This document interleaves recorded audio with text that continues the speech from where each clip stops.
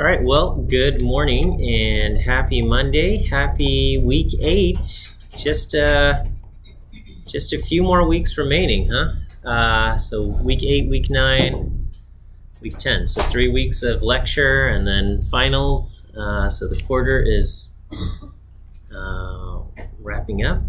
Okay, today we'll continue looking at numeric optimization, and we will look at a method called golden section search.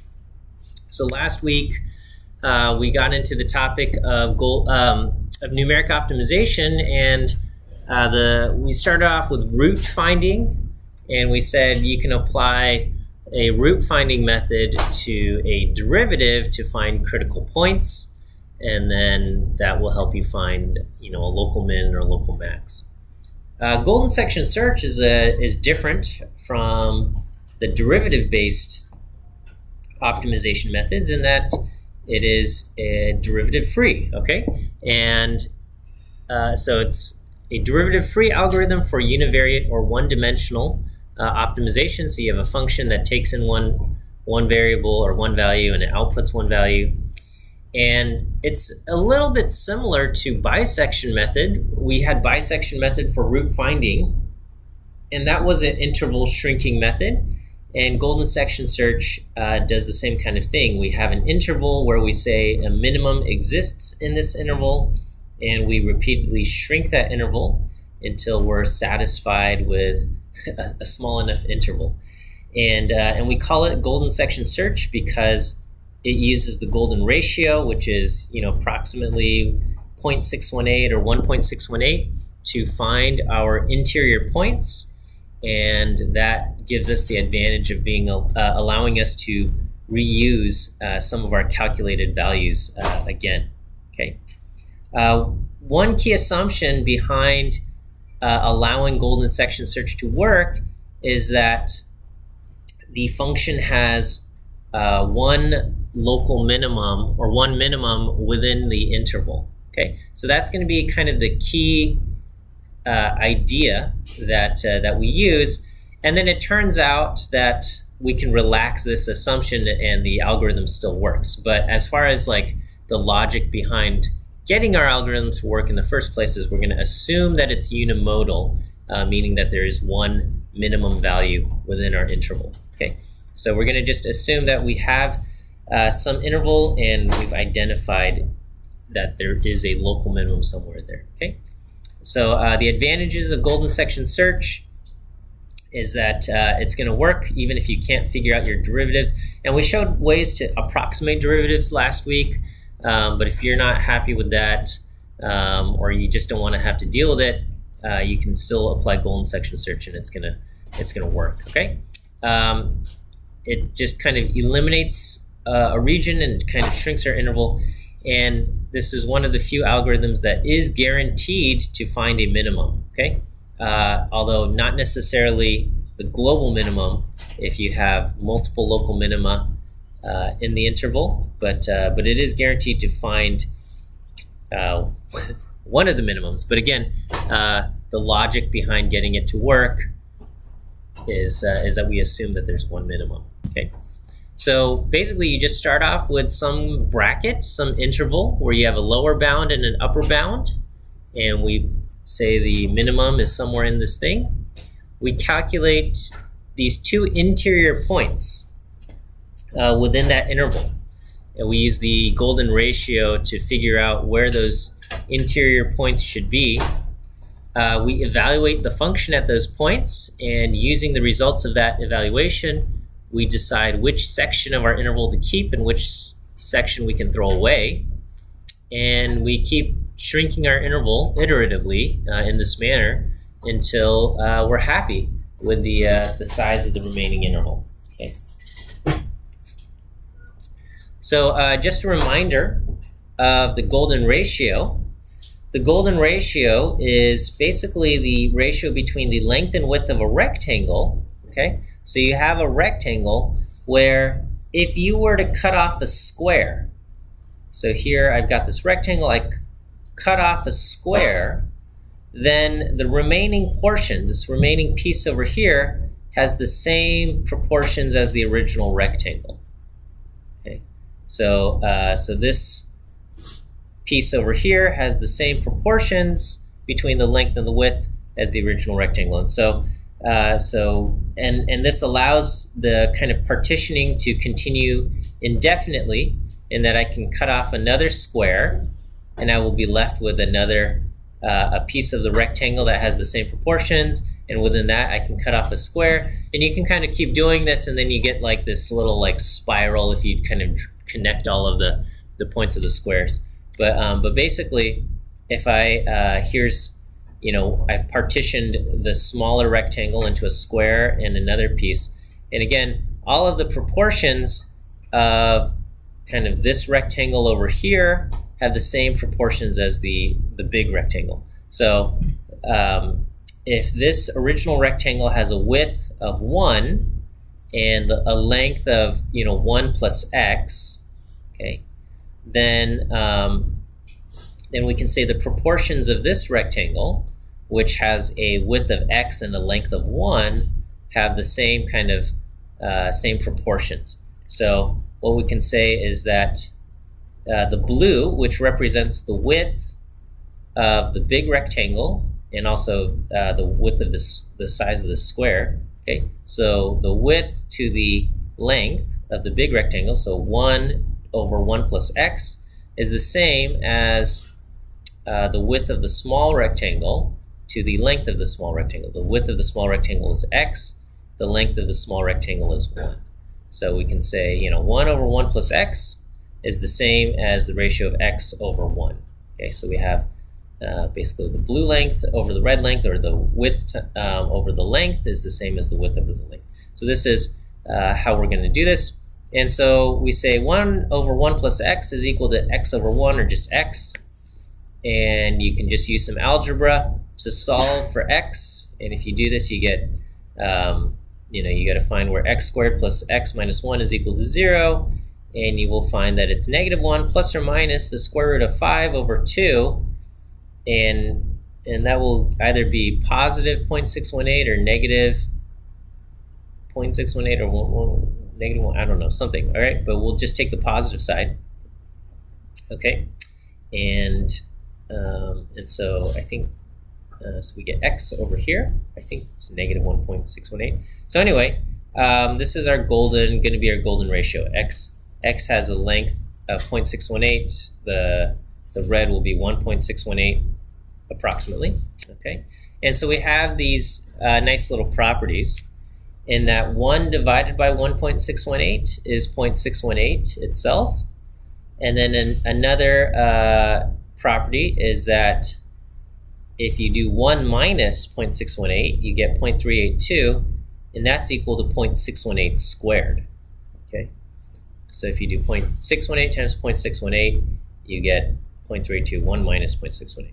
So these values are useful for us as far as being able to perform golden section search and reusing our values efficiently.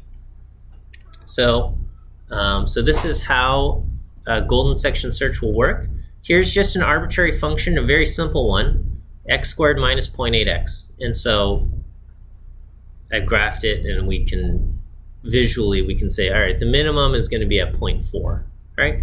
But we'll use golden section search to figure this out. So I'm going to just, for simplicity, I'm going to set my lower bound to be 0 and my upper bound to be 1. Okay, so we're going to say, here's my interval, and we are going to assume that there is one minimum value in my interval between 0 and 1. So that's kind of the key assumption, is that there exists a minimum value between 0 and 1. And I'm going to calculate 2 interior points here.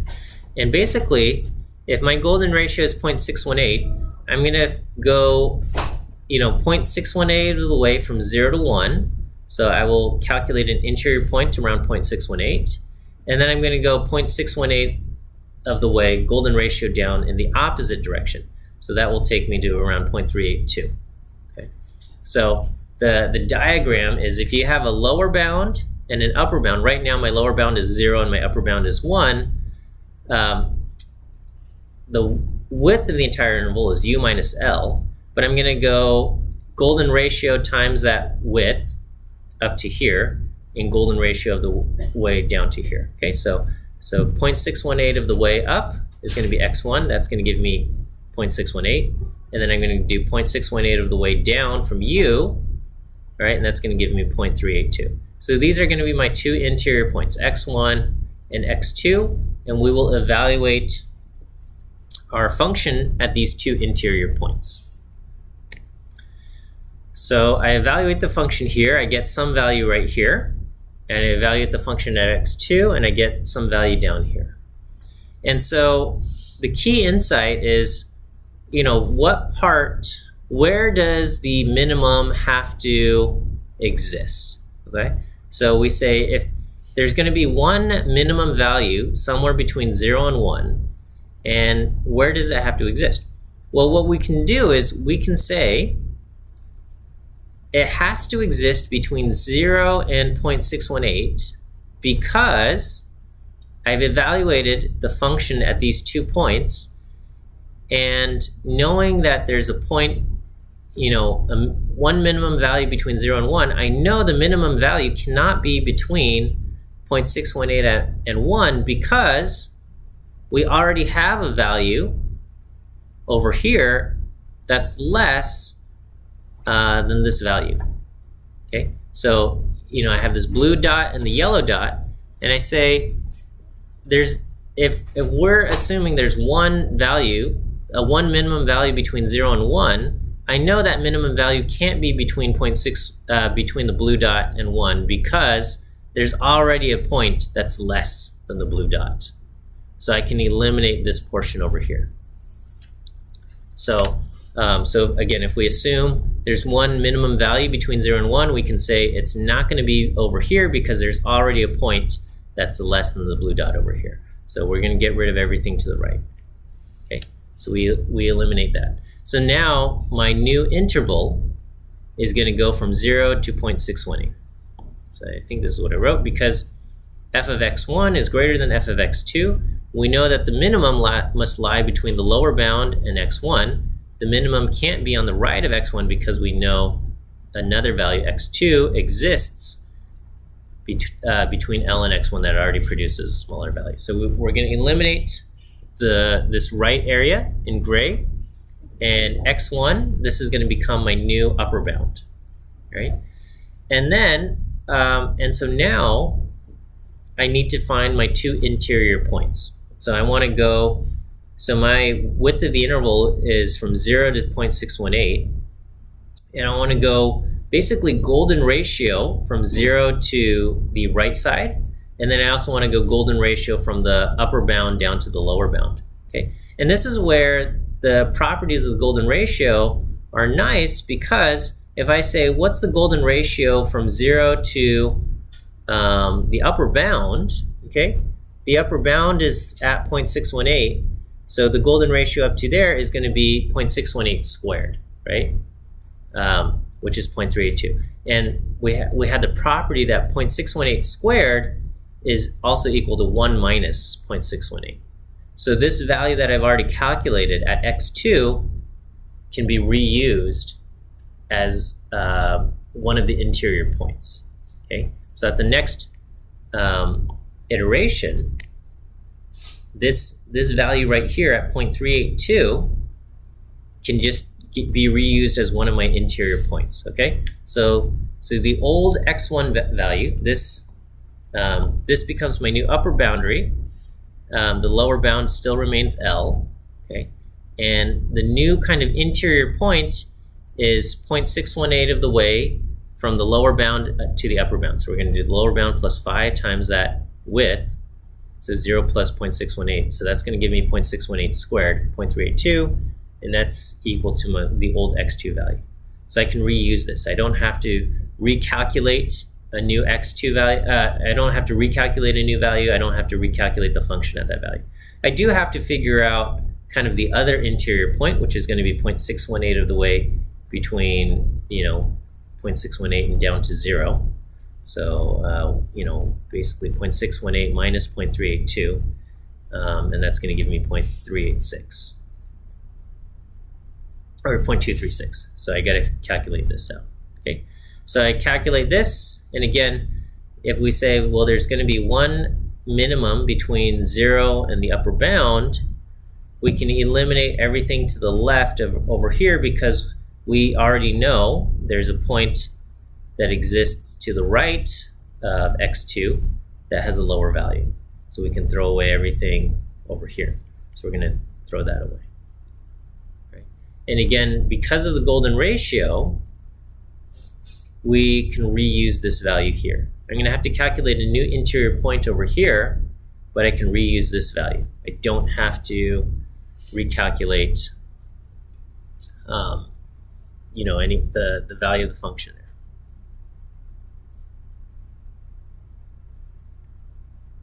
So that works. Okay, so this x1 becomes the new x2 value, and then we calculate a new interior point x1. Here we're going to eliminate everything to the right of x1, so we'll still reuse this value right here at x2, and that gets reused there. I calculate a new kind of point here, and so in each of these pictures we're going to be throwing away some portion of this, okay? And then the dotted line that remains is going to still be will be reused as another interior point in the next iteration. So we're going to reuse the dotted line at this location. We'll throw away everything to the left of the other one. So you can see that dotted line gets reused. We calculate a new dotted line right here. And as far as this one goes, I think we throw away the region to the right. So we'll reuse this one again. Oh no, I guess we throw away the region to the left, and we'll reuse this dot to the right, okay? And so we reuse that. We'll throw away everything to the right over there, and that gets reused. And we can keep running again and again, and the interval just keeps shrinking. And at this point, you know, we just kind of keep going. I stopped drawing more pictures, but you know, we start off with an interval, and as we run, the width of the interval just keeps shrinking over and over and over again. And eventually, your width interval will be narrow enough where you say, oh, all right, that's close enough to the value, and I'm happy with this. Okay, so golden section search is very robust. If there is a minimum, it will find it. Okay, if the minimum happens to lie on the boundary of the interval, it will end up converging to the boundary point. And you know, for our algorithm to work, we assume that there was just one local minimum. But if multiple local minimum exist, the algorithm will still work in that it will converge to one of the local minimum. No guarantee that it's going to be the global, but it's going to converge to one of them. Okay, and you know, when do you stop iterating? You know, there's a few ways you can go about this, but generally we just say, all right, when the width of the interval between the upper and the lower bound is small enough to whatever you're happy with, then we'll call it quits. Okay. So here is kind of an abbreviated version of the code. I have kind of a more extensive commented version of the code here, posted on Canvas or Brew and Learn, where each of these things is kind of listed out. Okay, maybe we'll go through here. So you know, we calculate phi as 0.618, and then we will calculate kind of our lower and our upper interior points, our right side interior point and our left side interior point. Okay, and so the arrangement of points is lower bound x2, x1, and the upper bound. We'll evaluate the function at those two interior points, and you know, while the kind of upper and lower bound, the difference between that's greater than our tolerance, which I've arbitrarily selected to be 10 to the minus 5, will keep shrinking.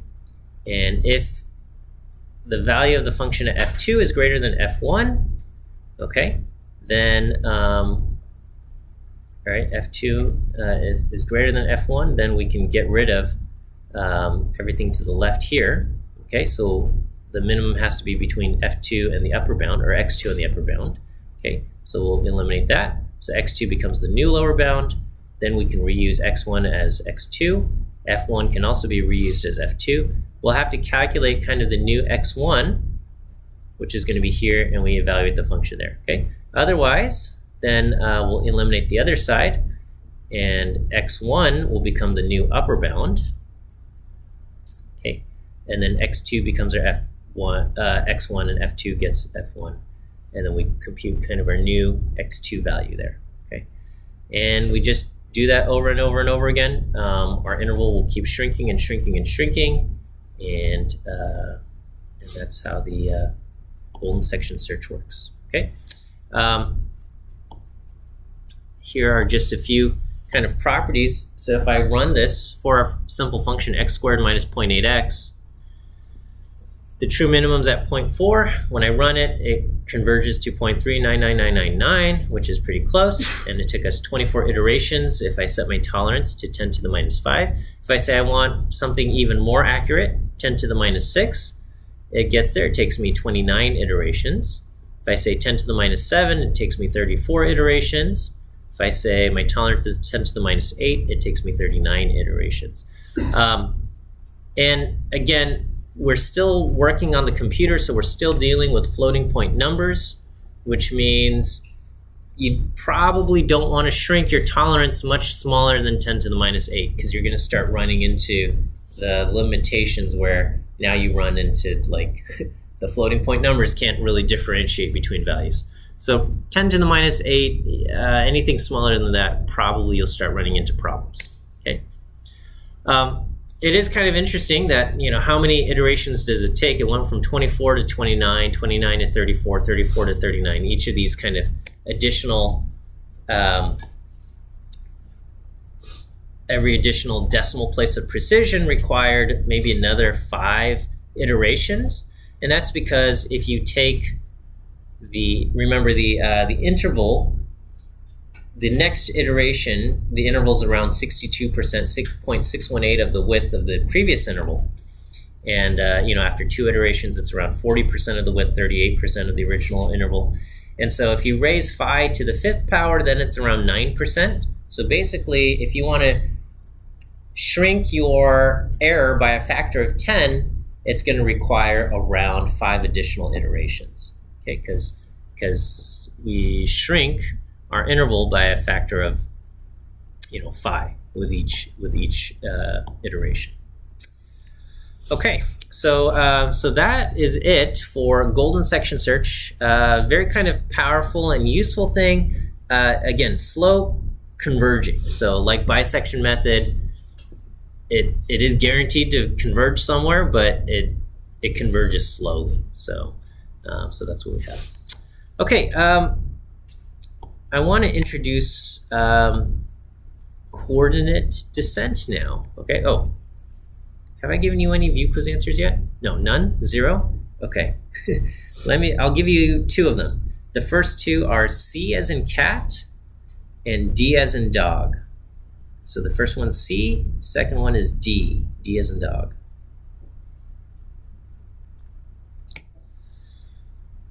All right, so far we've been dealing with univariate optimization. Basically, we have a function of one variable, and we said, let's find the value that's going to minimize this function of one variable. And, we've had all of these algorithms, which they're good algorithms, but it's actually it's not hard to just brute force a univariate function, okay? Basically, every time you've seen a plot, how does the computer draw this curved line of the parabola? Okay, what it's doing is I just tell the computer calculate the value of the function at all of these locations and connect them. Okay, so it's like connect the dots. Just calculate a value at 0 and 0.01 and 0.02 and 0.03, and then connect all of those dots, and it draws these tiny little line segments so much that it looks like a curved line. Okay, but in reality, it has just done a whole bunch of calculations, and so When you kind of take a brute force approach, that's just called a grid search. A grid search is done by just taking the function and you say evaluate the function from -3 up to +3, or just some range, and you just evaluate it at a whole bunch of locations. And I can do that, and I can say, hey, evaluate the function at 6,000 locations between -3 and +3.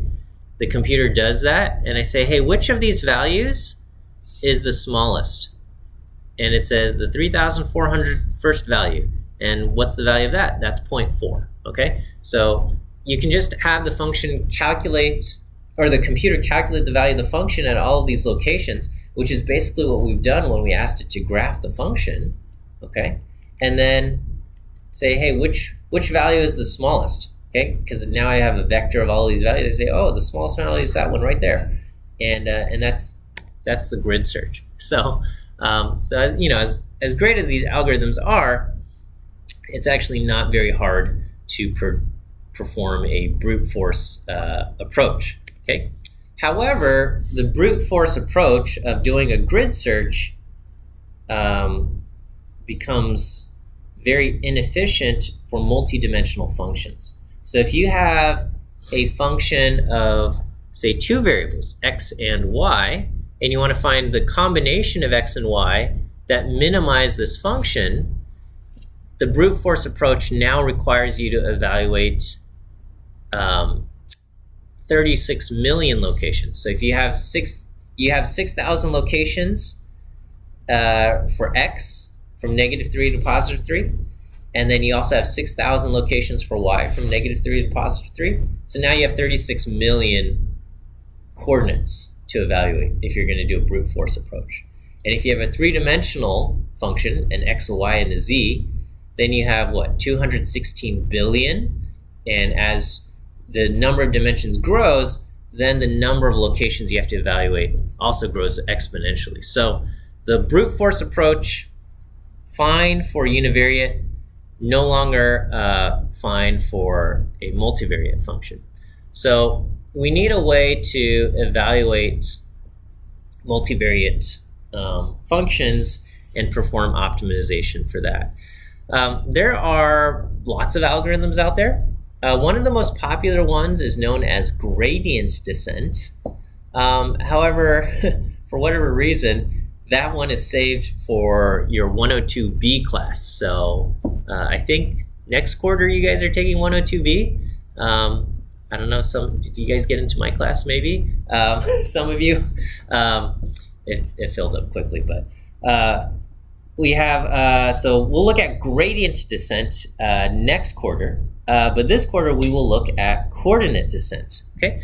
And the way coordinate descent works is we just take our multivariate function and we say, you know what, I've got a function of x, y, and z, but if I hold y and z constant, then it's just a function of x, okay? And then, and so if it's a function of x, I can just do univariate optimization, okay? And then I find the value that optimizes our function. I hold y and z constant. I find the function value of x that minimizes my univariate function. Okay, now that I get a value of x that minimizes it, I'm going to hold x constant.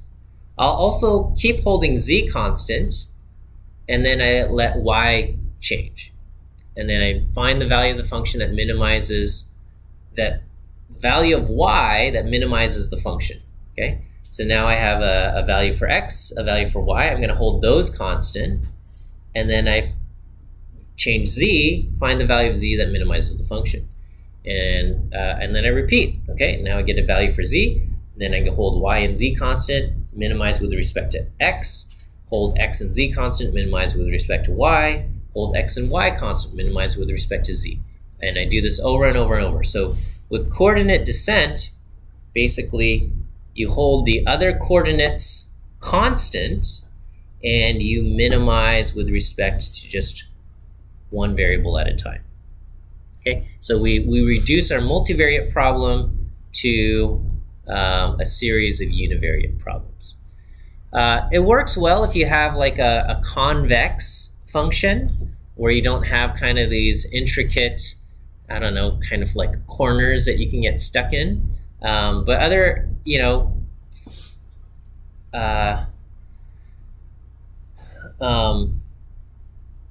could imagine some kind of scenario where, because you're basically going, either east-west or north-south at any given time, you could end up getting stuck in some kind of weird loop or something. But overall, it still works pretty well. I have it as an exercise in your homework to implement coordinate descent. But I'll show you kind of how coordinate descent works here. I've intentionally written my code kind of poorly, so you can't just copy and paste it for your homework assignment. But at least the hope is that it will at least show you kind of the idea behind coordinate descent for it to work here. Okay, so I'm using this library called Plotly, which makes pretty pictures over here. Don't use it for your homework because it's slow. Plotly, because it makes nice little pictures, it takes a while to generate. Okay, but anyway, here is the function. The function is going to be x squared minus 2x minus 0.5 x times y plus 2.5 y squared. So it's a function of x and y. I've got this multivariate function, and I'm going to create a surface plot of the function. When you do this, you get this paraboloid. So it's kind of this bowl, this bowl-looking shape, and we want to find the minimum. All right. So one nice thing about Plotly is like you can actually kind of like click and drag, and so you can see, this is this bowl-looking. I don't know. We want to find the bottom of the bowl here. Okay. So how do we go about doing this? So I've got. I think I need to change it. So x. All right.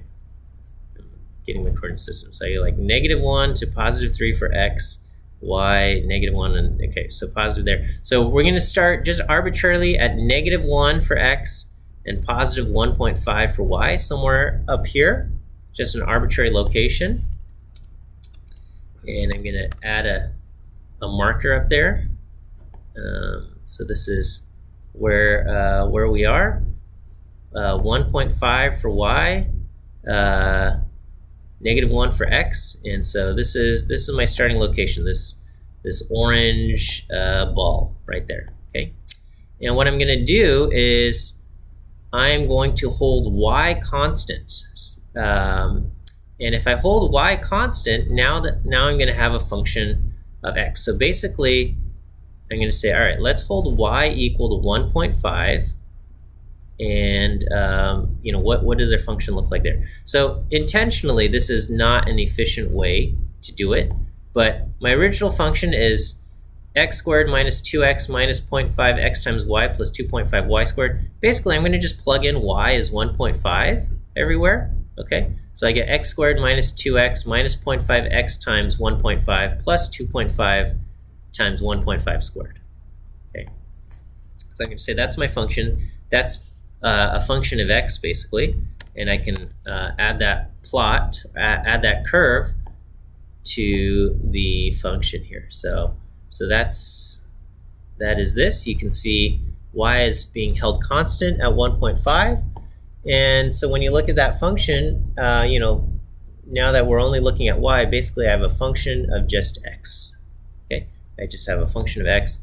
And we're going to say, all right, what is the value of x that minimizes this orange line? Okay, what is the value of x that minimizes this orange line? So we could do it a bunch of ways. I could use calculus. I could say, all right, take the derivative, set it equal to 0, and solve. Here I can also use golden section search, and I tell golden section search, search on from negative 1 to 2, find the value of x1 that minimizes this, and it says the value of x that's going to minimize the orange function, is at 1.375. So when x is 1.375, somewhere around here, that's where the function is minimized. Right around there.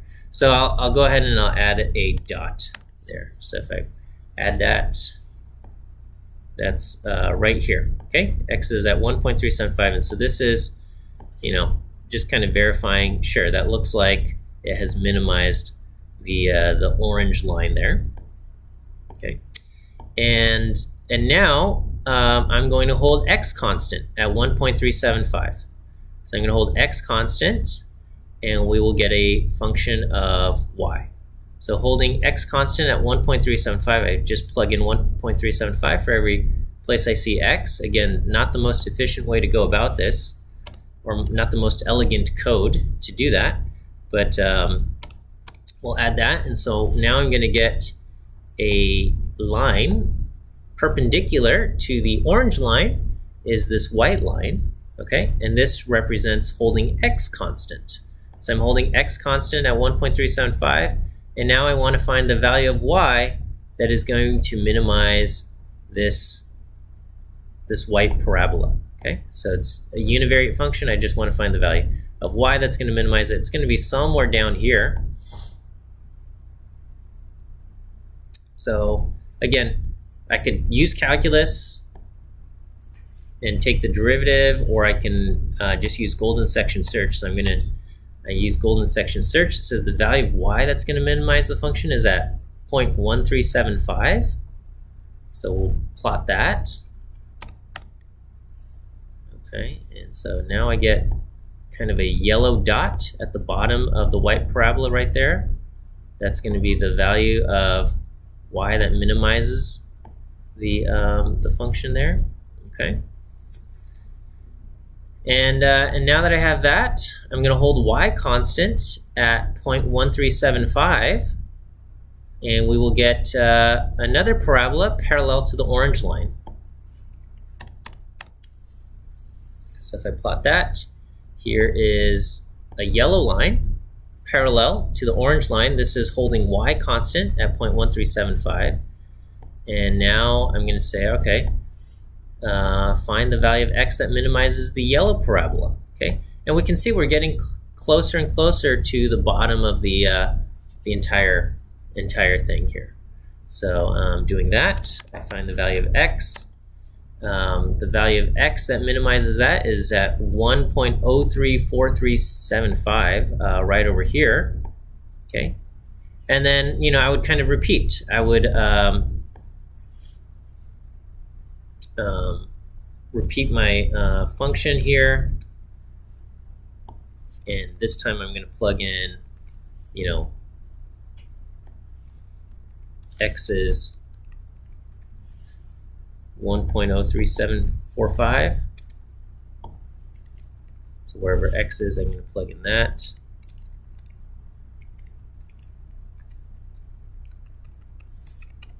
This is a function of y. So this is what the iteration 3, and you need to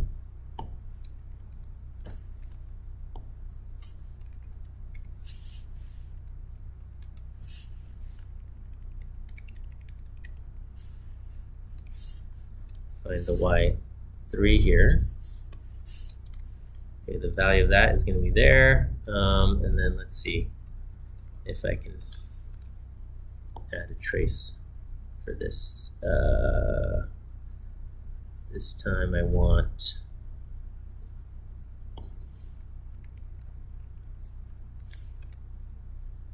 x is held at 1.034375 here.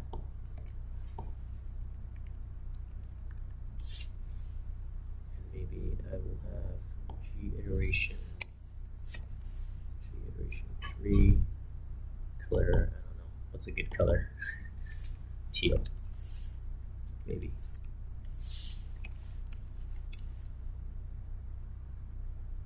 Okay. And then so I get, a line that's parallel to the white line here. And, we just kind of keep going again and again and again. Now I want to minimize this, right? So we start off Holding y constant, we find the value of x that minimizes it. Now we hold x constant, we find the value of y that minimizes it. Once we do that, we find the y constant, we find the value of x that minimizes that. I hold x constant, and I'm going to find the y that value minimizes this teal line. And we just kind of repeat over and over and over again.